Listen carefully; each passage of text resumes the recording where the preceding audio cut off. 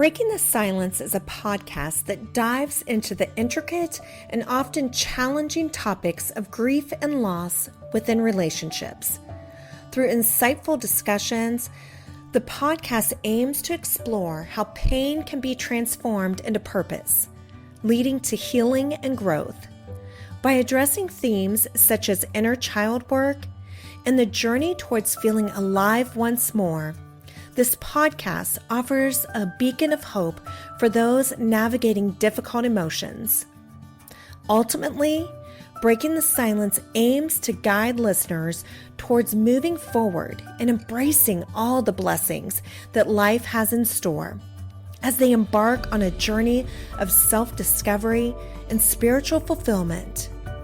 I'm your guide through this journey, Renee Wallace, and I invite you to join me as we break the silence surrounding grief and loss, transforming pain into purpose and finding hope in the healing power of storytelling. Hello, my beautiful friends. I am so happy to be back here with you. I am so excited to jump in and talk about another attachment style. I figured today is the perfect day to talk about the anxious attachment.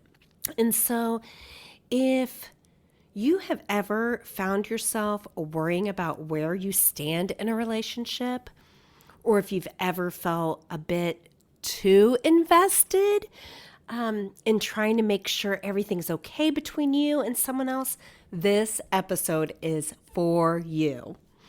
But before we get into it, I want you to know that this is a safe space. There is no judgment here, just a ton of understanding and empathy.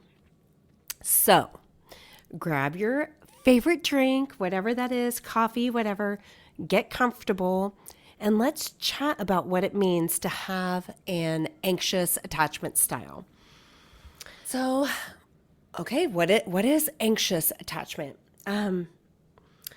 We'll start with breaking it down a little bit more. If you have an anxious attachment style, you might feel a constant need for reassurance in your relationships. It's not because you're needy or overbearing. It's because deep down, you might fear being abandoned or rejected or not being loved as much as you love the other person, the other people in your life. So let's talk about like some of the characteristics. You might find yourself always seeking closeness and worrying about whether your partner really cares. When they don't respond to your text right away, you might go to the worst case scenario. And this is even like, we'll get into this more. So you might immediately like, oh my gosh, they don't respond. And you start thinking, your mind just sort of can go off on its own, right? And make up stories. So again, we've touched on this, but I still have to cover it with every single one. And why. The style forms often in childhood. And I do want to say this, like with all of them, it typically begins in childhood, but not necessarily. Like our attachment styles can even change. For example, the person that I'm going to have on here soon, that was dismissive avoidant, moved more to fearful, and now feels like she is insecure. So our attachment styles can change. Say you maybe worse anxious, and then you get into a relationship and you move more towards the avoidance side. Like it can change based on a relationship and not just our caregivers, is what I'm saying. But for the most part, it begins in our childhood. So your caregivers were inconsistent in meeting your emotional needs. So maybe they were loving sometimes, but distant or unavailable at other times. And so the inconsistency then can make you feel unsure of where you stand.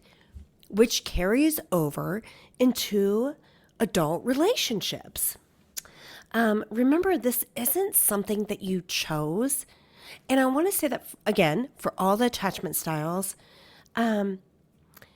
all these behaviors, and we'll talk about this next, we're going to get into the behaviors for the anxious and for the avoidant, for each of the attachment styles, these things that they do, these coping mechanisms, these behaviors, it is subconscious. It is not like we intentionally do these things. It's just ingrained in us, and we do it really without thinking it through. And that's how often on the other side of it, you're like, darn it, why did I act like that? Or why did I respond that way? Or anyways, so basically, just remember, it's not something you chose. It's a response to your early experiences. And it doesn't mean there's something wrong with you. It just means that your heart is wired a little differently, and that's okay. And that goes for all the attachment styles. It doesn't mean, I'm not saying that we stay in that place. There's nothing wrong with you. Again, it's learned. But I also want to encourage you that, and that's the whole point of this, right? Like, we can move towards healthier behaviors that serve us better. So let's talk about some behaviors and that are common for the anxious attachment style. So if this sounds familiar to you as we're talking through this, just know you're not alone. These behaviors, and I know I've said this and I'm going to keep saying it because I want you to hear my heart. These behaviors are all about trying to protect yourself. They say nothing about who you are as a person. They're just trying to keep you safe. So one of the first behavior is seeking reassurance. And you might frequently ask your partner if they love you, or and not even just, I don't want to talk about this just in a romantic relationship, in any relationship. Maybe you are looking even to your parents to say you, or friendships, I should say, parents, friendships, anything. You are looking for them to give you reassurance, like that they love you, or that they like being with you, or that the friendship's okay, or whatever. And you want the reassurance that everything is even okay between the two of you. And it's not that you don't necessarily believe them, but you need that extra confirmation to feel secure. And another one of your behaviors is the fear of abandonment. And you might feel a deep fear that your partner or a friend or anybody for that matter will leave you, especially during an argument, or when things feel even more uncertain. You tend to do a lot of overthinking and have anxiety. So when there's a lull in communication, or something feels off, you might let your mind race with anxious thoughts, replaying conversations, rereading texts, or imagining worst case scenarios. And you can very much read so much into that maybe isn't even truth. And so I will interject real quick here. Just start to be aware of that, and even question yourself about the story you're telling yourself. Is there truth there? Sometimes you just got to really stop. And we're going to get into ways of helping yourself with those anxious feelings and stuff. But stop and question yourself. Am I just creating a story here? What evidence do I have that any of this is true? And when you ask yourself, what evidence do you have that it's true? If you say, yes, I have evidence. Okay, what is that evidence? What really? And really look at it. And if you have no evidence, you might just be creating a story.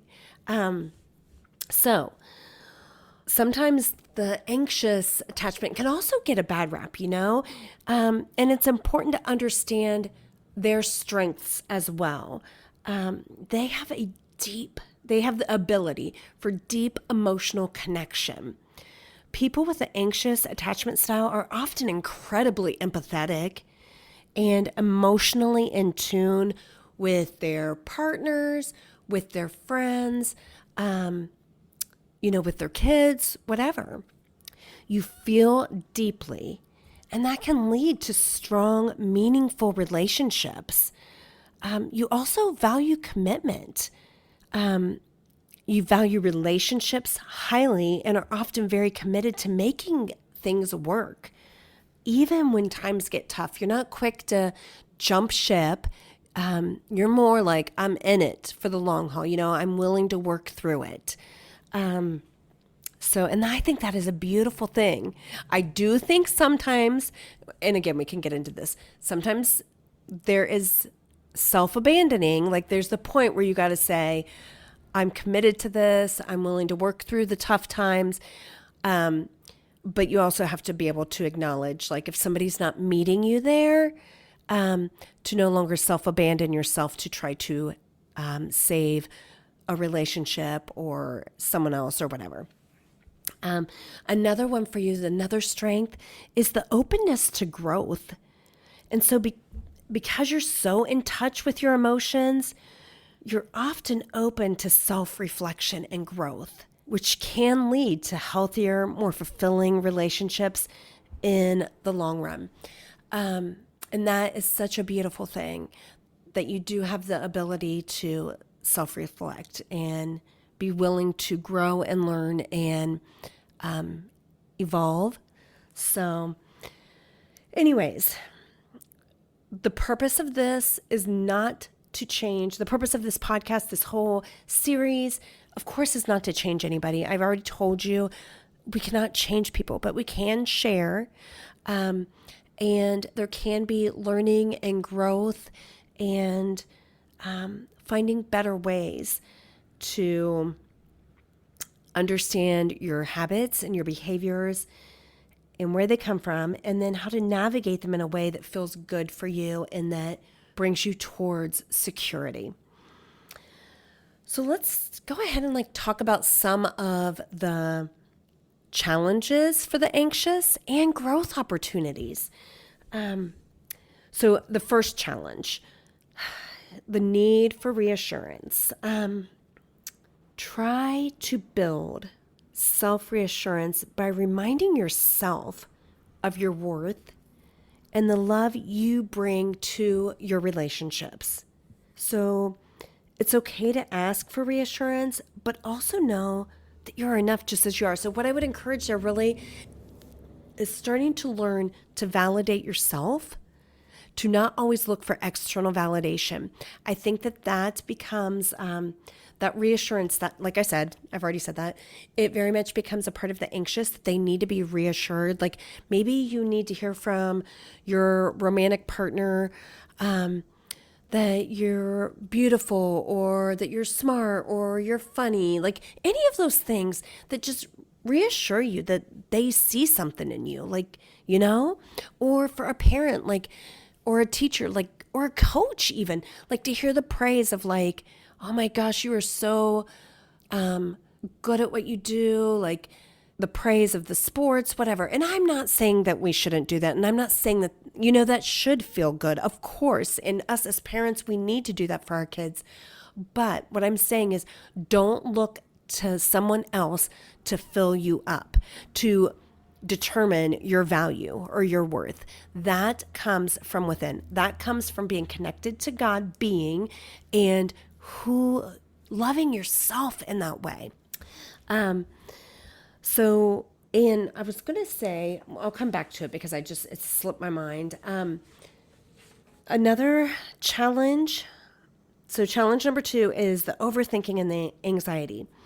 And so a growth opportunity here, practice mindfulness or grounding techniques to help calm your mind when anxiety kicks in.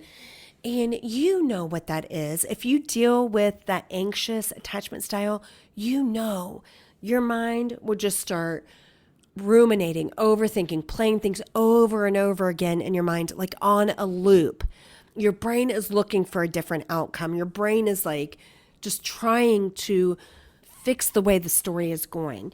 And so with that, start to ground, like whether that's going out barefooted and walking through the grass, walking if you're near the ocean or the beach or anything, walking in the sand, even on pavement, it does not matter. Get grounded with the earth. And I know it sounds so ridiculous. I remember the first time I heard this stuff and I'm like, what? What does that have to do with anything? But it is so true and it is so calming.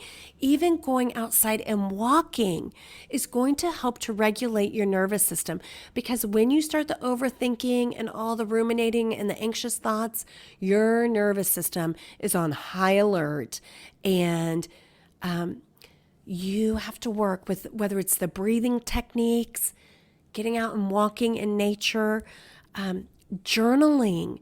Journal your thoughts. Sometimes we're so quick, if you're an anxious person and you have all these emotions, right? And all these, you're very good at communicating. You want to send 50 million texts maybe to that person. Please don't do that. Please don't. I know. And I'm not saying I've never screwed up and done that stuff too. And maybe screwed up isn't the right word, but try not to do that. Instead, journal. Just dump out what you're feeling on paper. One of my kids, all my kids really, I encourage them. I'm not saying they all do it, but I encourage them for a couple different reasons. If I have one that is more on the anxious side and wants to shoot the text or whatever, or talk to somebody and just reestablish connection, journal. Just, you don't always have to have it even be a friend to be there. You don't have to have that. You can just journal out, write out what you're feeling. Be that for yourself.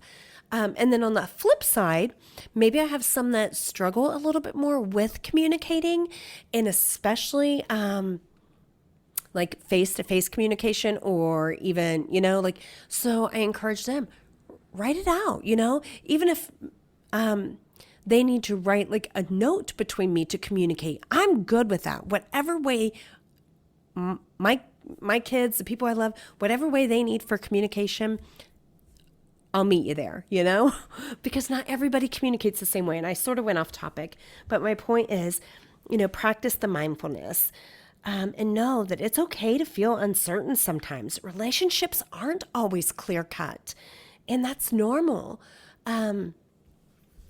And then the third challenge that you experience is that fear of abandonment. Growth opportunity there. Work on building trust in your relationships and recognizing that not every disagreement or silence means something is wrong. Trust that the other person, whether it's a romantic partner or a friend, or a parent or whatever, that they care about you, and that you don't need to be perfect to be loved. And also recognize, this is the point of this, that we recognize other people's attachment styles. And then we can realize two things I want to share here. Number one, when there's silence, that does not mean anything about you. When you understand these attachment styles, you can look with so much compassion and empathy and say, oh, this is that they're dealing with something right now. And then you can hold space of okay, this isn't about me. They're feeling overwhelmed. So they're feeling overwhelmed, and maybe they go quiet, and you're feeling overwhelmed and anxious, and you're wanting to reestablish connection. And so you have to acknowledge oh, this has nothing to do with me. They need some quiet. I can go off and do my thing. I can journal. I can go spend time with another friend. I can go walk, whatever. And then the second thing that I want to come back to is not only building trust in your relationships, but work on, and this goes for every attachment style too, work on building trust with yourself. Because when we trust ourselves, none of the other stuff really matters, to be quite honest. You cannot control every situation. You cannot control other people's behaviors, any of that. But when you trust yourself, at your core that you will be okay no matter what. if that relationship doesn't work out, or if that person, that friendship falls apart, at your core, hey, I trust me and I'm going to be okay. And you trust yourself to make the right decisions. You trust yourself to know when it's okay to stay and when it's time to walk away if needed. So I think that is very important. Okay, so one other thing that I want to touch on is becoming self-full instead of selfless. And what I mean by that, and hopefully this will make sense, is not in a selfish way, but loving yourself. Like a lot of times the anxious is so concerned with the other person and wanting to establish connection or making sure they're okay, that they become completely selfless and sort of lose themselves in their friendship, in the relationship, in whatever. They just want to always make sure the other person is okay, and they can become codependent. And so I talked about this last week, where the dismissive avoidant is super independent and anxious can be codependent, and we want neither one of those. Like we want a balance of independence. We want what's called interdependence when it comes to like having a relationship or a friendship or something like that. Or even, with a parent-child relationship, like there has to be the healthy balance of, yes, everyone needs to be independent. And then the part where we can also support the other person and come together in a healthy way with that, and not be codependent and not be the lone wolf that is super independent and doesn't need anybody. Does that make sense? And so focus on not being so selfless that you lose yourself in your friendships and your relationships and all these different things, and be self-full.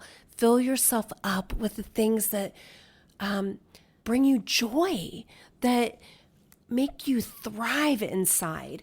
And the other thing that I do want to point out is how I mentioned, and we'll get into this in a totally different episode, but I at least want to touch on it, like how I mentioned that the dismissive avoidant has deactivating strategies, which are ways that help them to pull away or disconnect. The anxious has activating strategies. They're trying to come close and reestablish connection. So we will get into that more. But I do want to wrap this up so that it's not super long. But if you are listening and thinking, wow, that sounds a little like me, just know that you're not alone. There really is no shame in feeling deeply. It is beautiful. And the fact that you are here, again, wanting to understand more about yourself is such a big deal. Like, celebrate that. That is huge. So just have grace and compassion and empathy for yourself, empathy for the other people in your life, because maybe you're starting to recognize some of their traits and their attachment style, and you can hold space for each other. I'm so thankful that you tuned in and that you're here. If you have thoughts about any of the attachment styles, I'd love to hear from you. And keep in mind, this is a journey. It doesn't happen overnight. Healing is a journey. So just baby steps and compassion. I send you off with so much love, and I can't wait to talk with you next week. Alrighty, bye. Thank you for joining me on this episode of Breaking the Silence. As we conclude our time together, let us carry forward the stories we've heard, the emotions we've shared, and the connections we've forged. Remember, the journey through grief and loss is not one we walk alone. In the silence, we find solidarity. In our shared experiences, we find strength. And in our vulnerability, we find resilience. If you or someone you know is navigating the complexities of grief, know that there is support available. Reach out, lean on your community, And remember that healing is not linear. It's a journey, and you are not alone. Thank you for listening. Thank you for sharing. And thank you for being a part of this community. Until next time, may you find peace in the spaces between the silence. Please be sure to subscribe below and leave us a review. If you'd like to connect further, you can find me on Instagram at Coaching with Renee.